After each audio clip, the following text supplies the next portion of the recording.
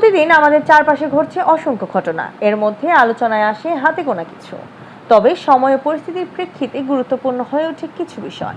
এগুলো জানা না থাকলে অনেক ক্ষেত্রে পিছিয়ে পড়তে হয়। এ কারণে বিশ্বের বিভিন্ন প্রান্তে ঘটে যাওয়া নানা ঘটনা থেকে সংক্ষেপে গুরুত্বপূর্ণ কিছু সংবাদ থাকছে বাংলাভিউর দর্শকদের জন্য। বিশ্বজুড়ে ঘুরে দাঁড়াচ্ছে বিমান খাত, বেড়েছে যাত্রী। করোনা মহামারীতে বিশ্বজুড়ে ব্যাপক ক্ষতিগ্রস্ত হয় বিমান খাত। সে সময় যাত্রীর অভাবে অনেক কোম্পানি কার্যক্রম বন্ধ রাখতে হয়। তবে পরিস্থিতির সাথে তাল মিলিয়ে ঘুরে দাঁড়ানো শুরু করেছে এক গুরুত্বপূর্ণ খাতটি। চলতি বছরের সেপ্টেম্বরে প্লেনে যাত্রী সংখ্যা উল্লেখযোগ্য হারে বেড়েছে।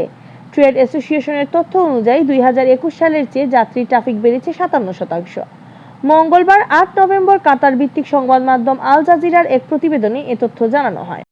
15 নভেম্বর বড় ঘোষণা দিবেন ট্রাম্প। আগামী 15 নভেম্বর বড় ঘোষণা দিবেন বলে জানিয়েছেন সাবেক মার্কিন প্রেসিডেন্ট ডোনাল্ড ট্রাম্প। তবে সেই ঘোষণার বিষয়বস্তু কি হবে সেই বিষয়ে কিছু বলেননি তিনি। গত সোমবার যুক্তরাষ্ট্রের মধ্যবর্তী নির্বাচনকে সামনে রেখে ওহাইওতে এক রাজনৈতিক সমাবেশে এসব কথা জানান এই রিপাবলিকান নেতা।